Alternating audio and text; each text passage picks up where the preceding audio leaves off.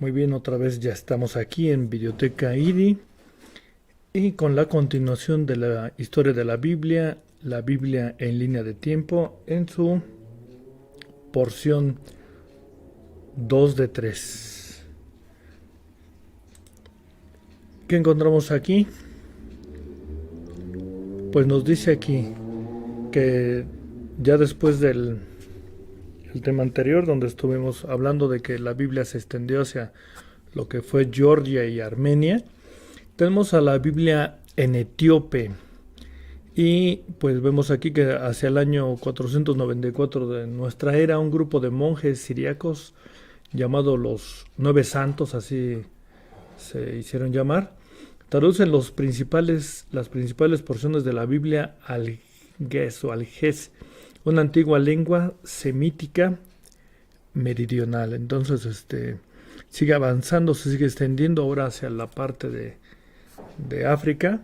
Tenemos entonces aquí esta parte que nos habla de esto y nos se va a remontar a ese episodio donde está Felipe, ¿te acuerdas que le habla al etíope de Candace? Entonces dice aquí, en Etíope cerca del siglo IV o V, poco se sabe respecto al origen del cristianismo. De acuerdo con esta información, se cita Hechos 8, 26 al 39, que es el que ya mencionamos, y dice también que se desconoce exactamente cuándo obtuvieron la Biblia, pero quizás haya sido entre los siglos IV o V. El más antiguo ejemplar de esta versión es del siglo XIII y se tiene ahí entendido que la mayoría proceden del siglo VI y VII. Y aquí del lado derecho está esa Biblia en etíope. Si te das cuenta, sigue en ese estilo de prosa. No hay división de capítulos ni versículos. Luego surge ya tiempo después lo que es la Vulgata Latina, esto hacia el año 500 de la Era Común, y nos menciona aquí que esta versión de la Biblia, la Vulgata Latina, compuesta por este hombre llamado Jerónimo a comienzos del siglo V, para cumplir el encargo que le hiciera el Papa Damaso hacia el Damaso I hacia el año 382.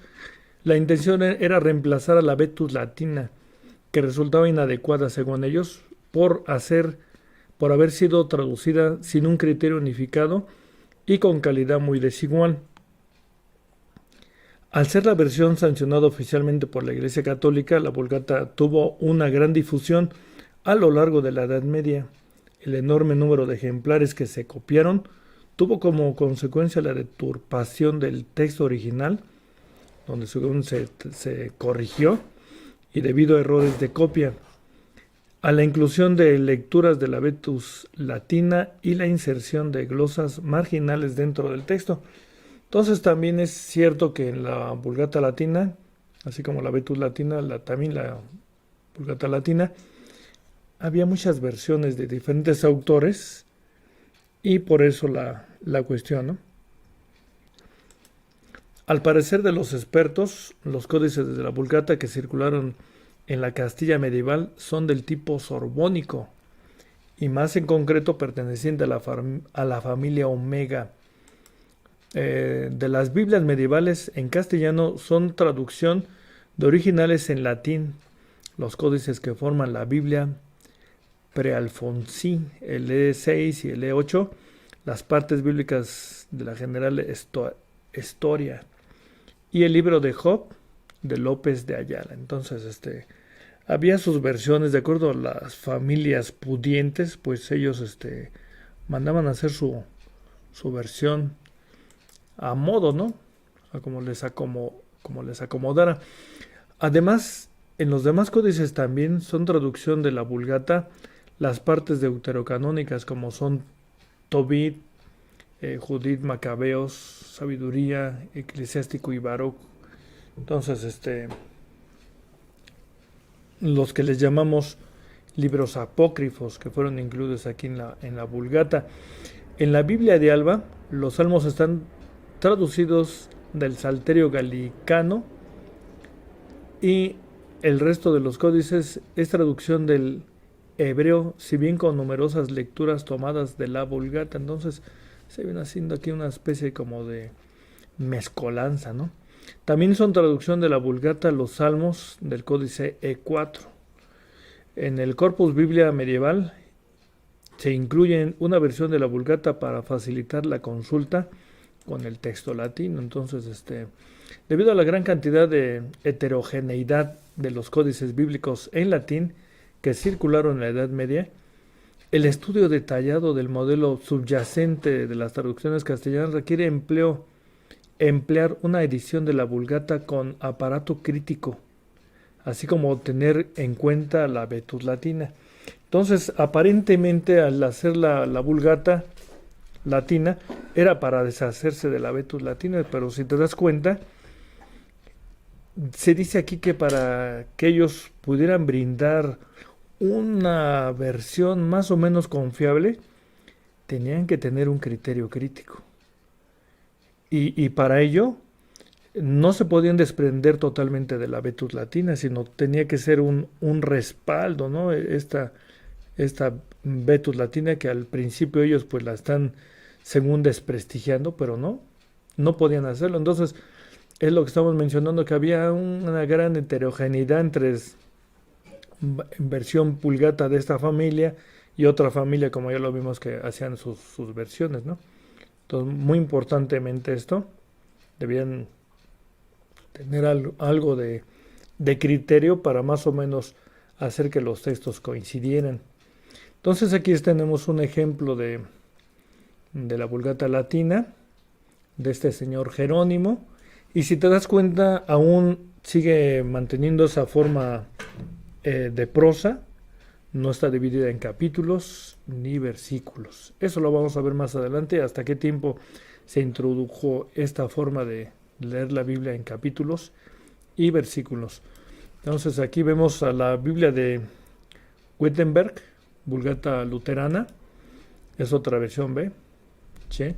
Entonces, si bien es cierto, estamos hablando de que familias poderosas hacían su versión, también viene a surgir la Vulgata luterana.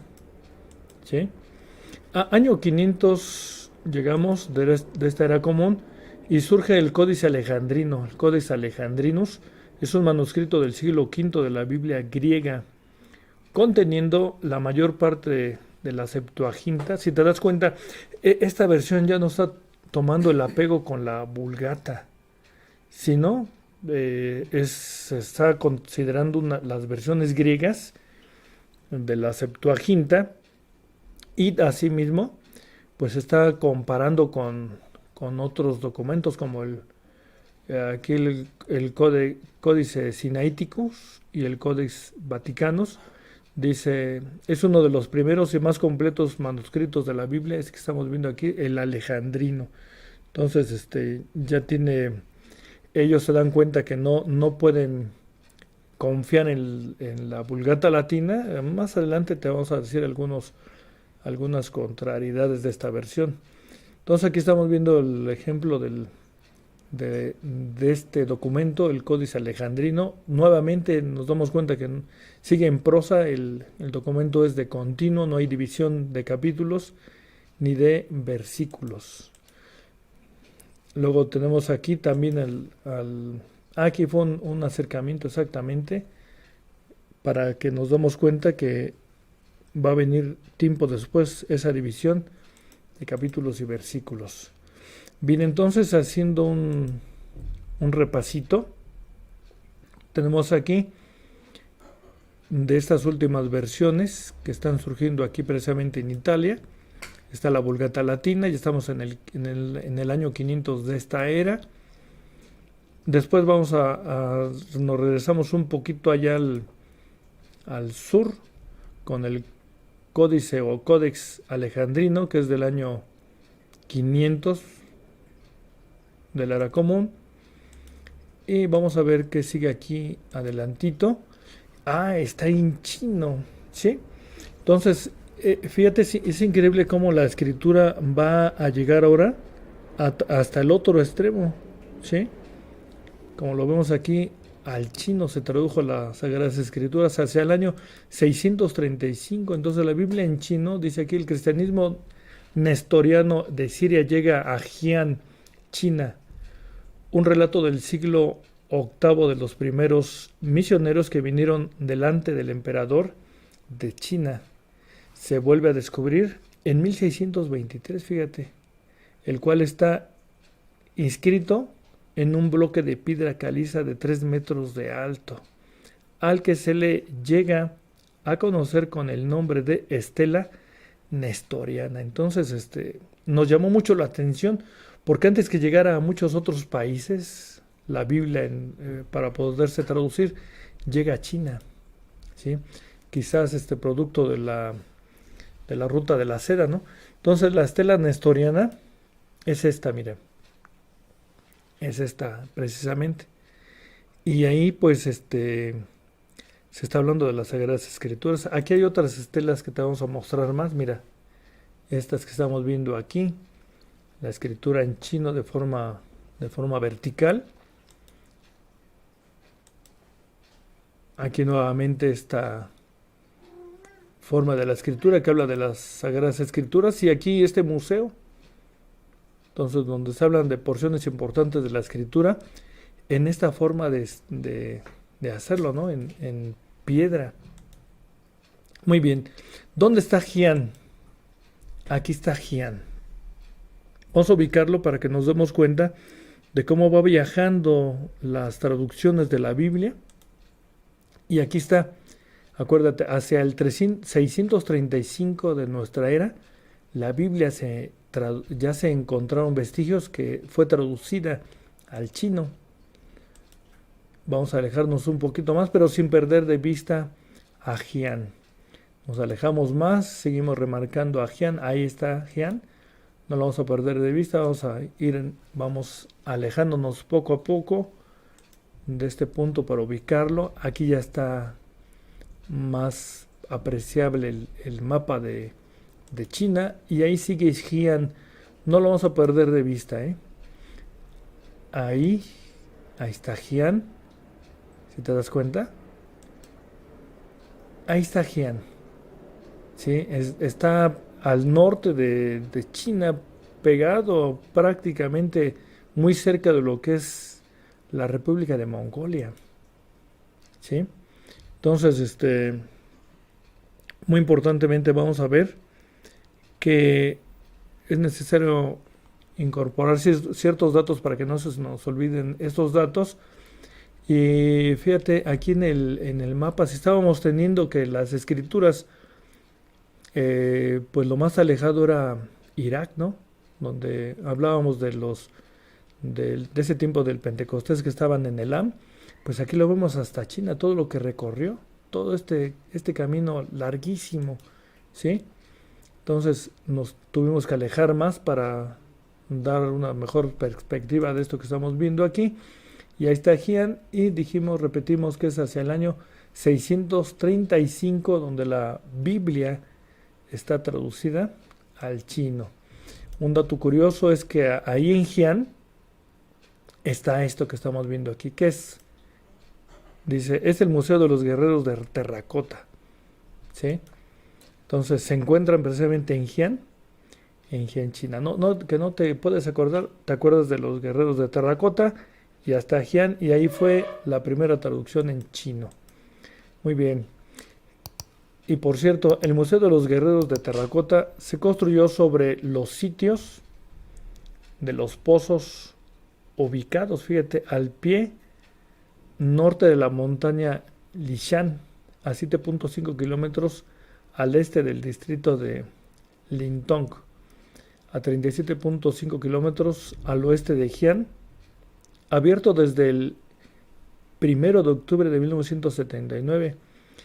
El Pit 1 o Pit 1 fue el primer pozo abierto, y los guerreros de terracota en Jian, conocida como la octava maravilla del mundo, es un museo que exhibe los guerreros y caballos de terracota que se hicieron en la dinastía Qin. Muy bien, entonces son datos que quisimos dártelos para que no olvides de esta importante importación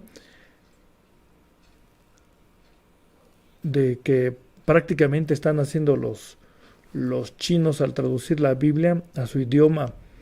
Y pues fue importación porque la están trayendo desde Europa, ¿no? O desde lo más cercano a ellos, desde sería en todo caso Irán. Muy bien. Luego la Biblia llega ¿a dónde? A traducirse a Inglaterra. Y es hacia el año 670. Entonces tenemos que antes que llegara a Inglaterra fue en chino, acuérdate muy bien.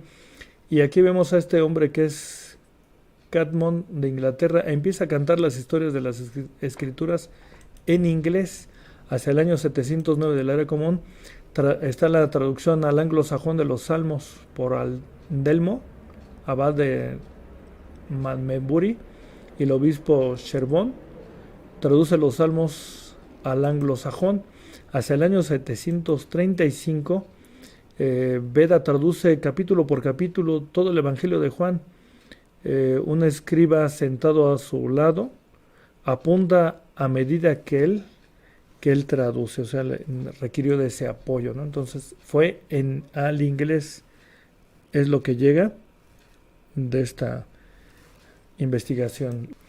Y es al búlgaro hacia el 862 de la era común. Y estamos teniendo aquí la traducción al eslovaco. Seguida la traducción al búlgaro, al serbio y al ruso.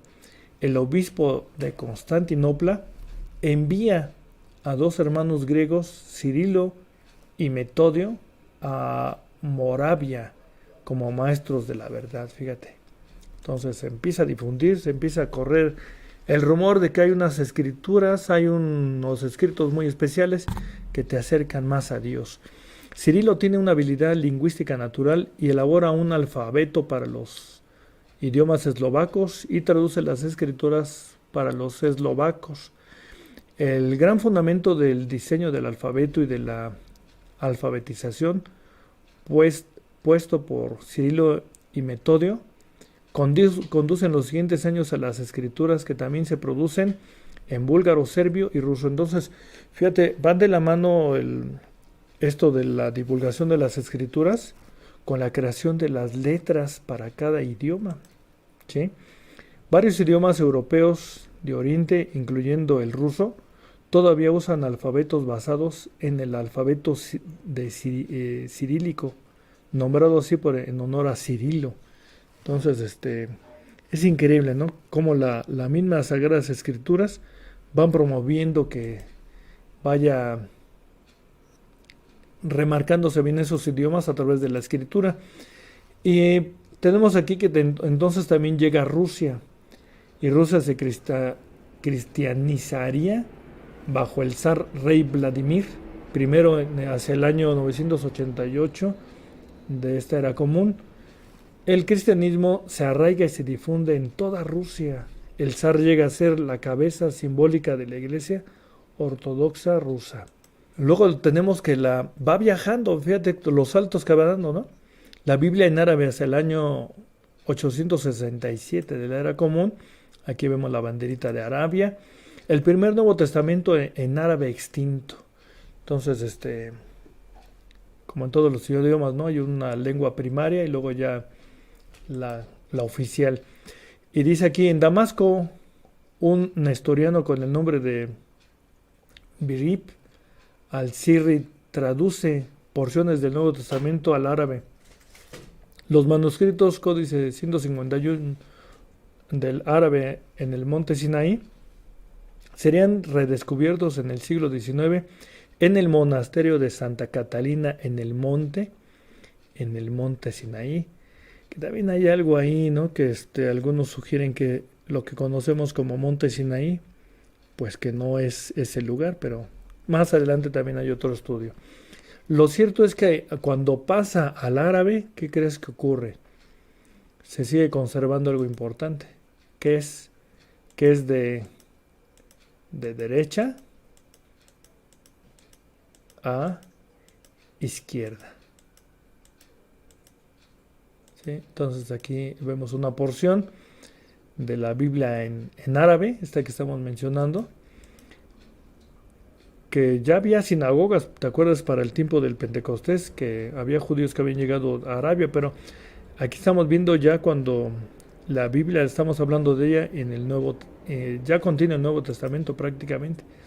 Entonces, haciendo más o menos aquí un recuento así breve, entonces acuérdate que estamos ya en esta nueva porción que llegó a este lugar de Inglaterra, ¿sí?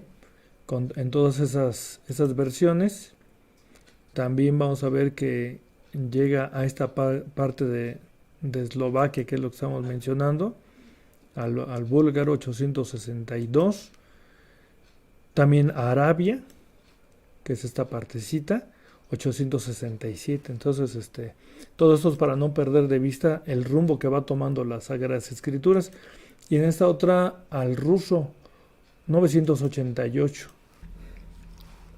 Tenemos ahora aquí a esta versión que es una aportación bastante importante, que es la hebrea, que es el Codex Alepo 930, y dice aquí que el Codex Alepo o Códice Alepo, que en hebreo aquí están las letras, dice, es el más antiguo y completo manuscrito del Tanaj, de acuerdo con el tiberiano Masora, producido y editado por el respetado Masora Aarón ben Moses ben Nasher. Entonces aquí vemos esta versión de Alepo, y si te das cuenta todavía sigue aquí en prosa, está en lectura corrida, no está dividido en capítulos ni versículos. Datado la versión Alepo hacia el 930, y esta versión pues abarca casi toda la Torá, como lo estamos viendo aquí. Se le considera el manuscrito original de máxima autoridad masoreta. Según la tradición familiar, estas escrituras hebreas fueron preservadas de generación en generación. Fíjate, muy importantemente, aquí es muy importante esto que se menciona aquí, porque si te metes al estudio de esta versión Alepo, pues dice que es una cuestión muy, muy complicada, porque sobrevivió a las famosas cruzadas, ¿te acordarás?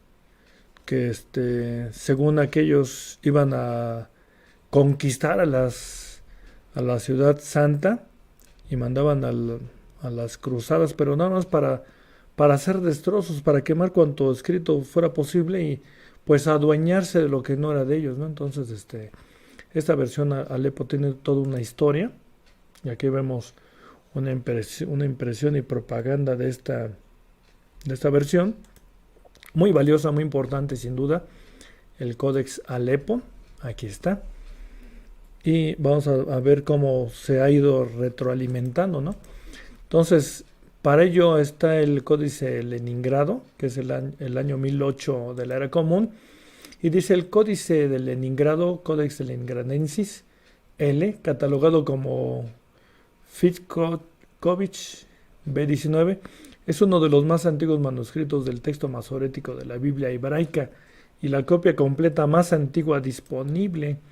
Fue escrito en pergamino y está fechado hacia el año 1008.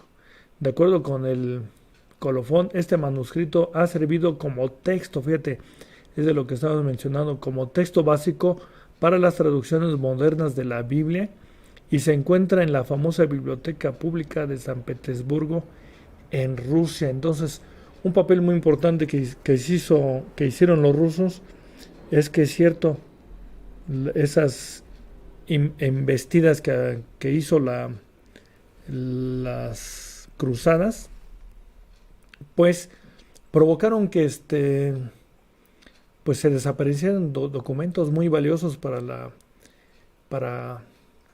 el conocimiento de esta valiosa obra de las escrituras, ¿no? Pero pues ya los rusos ya tenían documentos ahí, y dice, actualmente el Códice de Leningrado se encuentra reproducido textualmente el Tanaj hebraico Rudolf Kittel de 1937 y el Tanaj hebraico Stuttgartensia del año 1977 y dice, sirve también como una fuente para que los eruditos trabajen a la recuperación de detalles, las partes faltantes del Códex Alepo. Entonces, aunque el Códex Alepo eh, ha pasado de generación en generación, pues estas cuestiones que dice aquí que son partes faltantes, ¿a qué se debe? Pues por esas incursiones de las famosas cruzadas que se hacían, ¿no?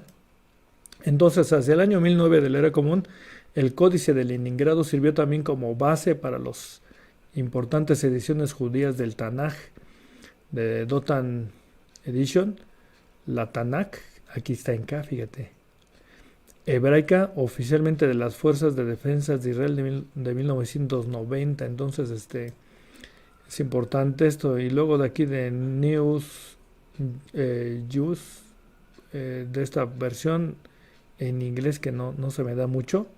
Entonces, surge este Tanakh.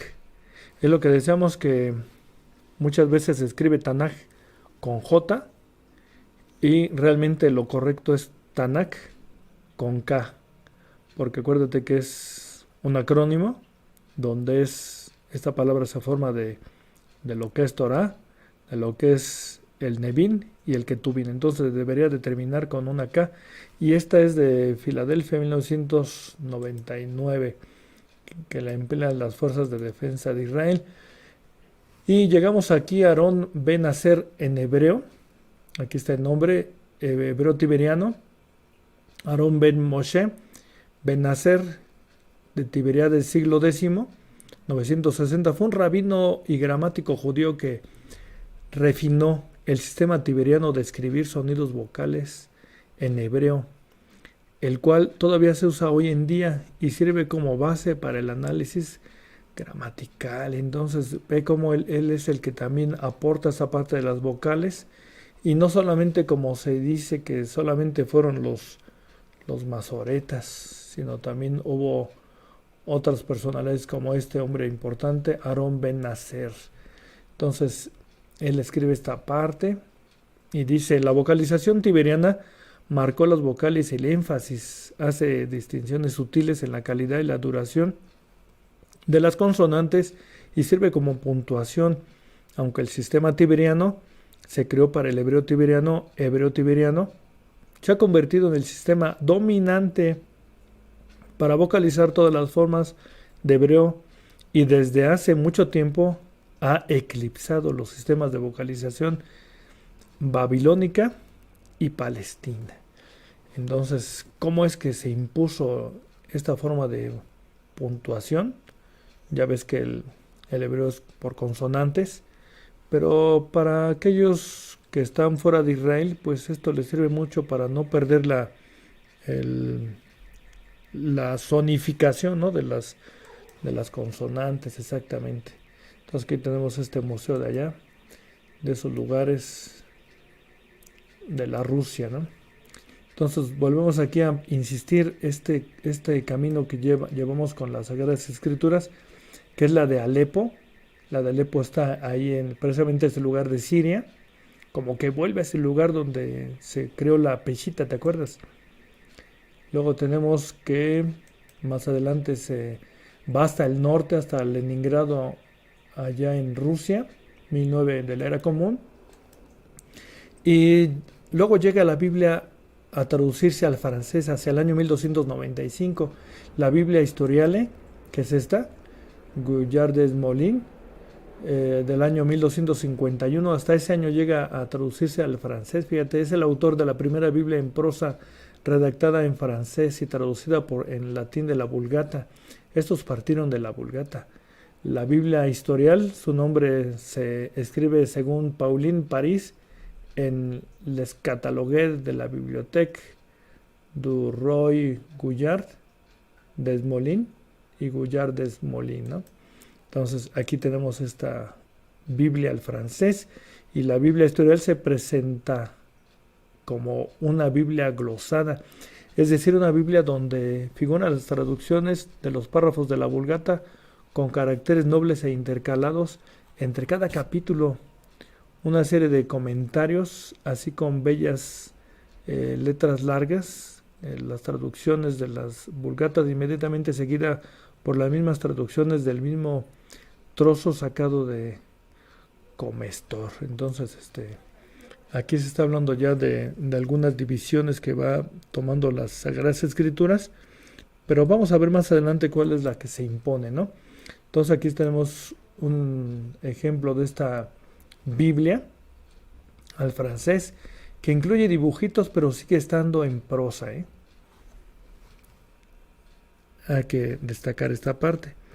Bien, entonces después la Biblia viene a traducirse al checo hacia el año 1360. La Biblia de Dresden es la primera traducción conocida de la Biblia completa al checo. Fue traducida de la Vulgata latina. Una más que se traduce al inglés, que es el año 1384. Y vamos a ver que hay varias versiones, como que estuvieron llegando muy seguido las traducciones al inglés por diferentes autores, y aquí nos estamos dando cuenta del académico de Oxford, John Wycliffe, instigó y supervisó la traducción de la Biblia al inglés a partir de la Vulgata. Entonces aquí seguimos teniendo algunos errores de esas versiones que tomaron como base la Vulgata, ¿no?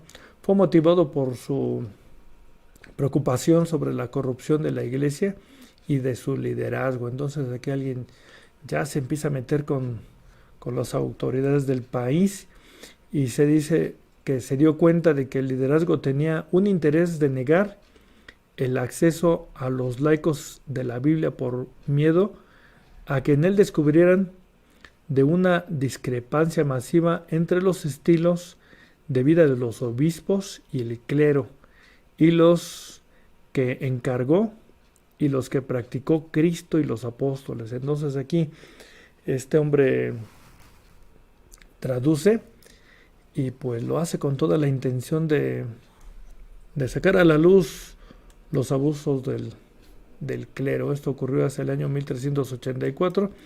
Vemos aquí las banderitas de esos lugares de Escocia e Inglaterra, ¿no? Entonces Wycliffe buscó que llamar a las personas de regreso al cristianismo bíblico, porque él creía que las personas necesitaban la Biblia en su idioma para que tuvieran ese avivamiento que es importante, ¿no? Para que vivan las Sagradas Escrituras, para que cambien de actitudes. Algo que le impulsaba a ese propósito era que la esposa checa de Ricardo II de Inglaterra tenía la escritura en su corazón, pero el rey no la tenía. La obra fue terminada después de la muerte de Wycliffe, hacia el año 1384. Aunque su traducción fue hacia el inglés común, y Wycliffe de manera ferviente creía en la Biblia, no necesitaba ninguna interpretación especial, incluso para los laicos, que ellos la entendieran, ¿no? Dice, esta no era fácilmente accesible porque la imprenta todavía no había sido inventada, entonces era en manuscrita, ¿no? Y pues claro, y más si aquellos escriben como doctor, pues menos se entiende, ¿no? Génesis 1, un ejemplo aquí de la Biblia de Wycliffe. Sigue existiendo esta Biblia en prosa, no está dividida en capítulos. Y finalmente, en esta segunda parte de este tema, llegamos a esta última porción, que es la Biblia en husita, que es en húngaro, hacia el año 1435. Y tenemos aquí que los monjes franciscanos Tamás Pexi y Beliad Oglaki completan la primera traducción de la Biblia al húngaro. Entonces la Biblia sigue caminando y caminando a través de los siglos, a través de los años, y se va dispersando, se va cumpliendo lo que el maestro dijo: ir por todo el mundo y hacer saber de estas buenas nuevas a todo el mundo. Vamos a continuar con el 3 de 3. Nos vemos aquí en Videoteca ID.